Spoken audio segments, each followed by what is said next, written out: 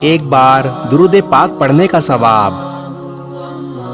رسول اللہ صلی اللہ علیہ وآلہ وسلم نے ارشاد فرمایا،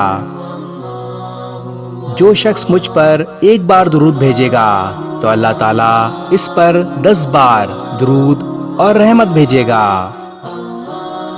اس کے 10 گناہ معاف کر دیے جائیں گے اور اس کے 10 درجات بلند کر دیے جائیں گے۔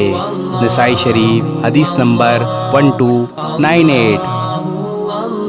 ایک اور حدیث نبوی صلی اللہ علیہ وآلہ وسلم کا مفہوم ہے کہ اللہ تعالیٰ اس شخص کو تر و تازہ رکھے جس نے میری کوئی حدیث سنی اور اسے دوسروں تک پہنچا دیا۔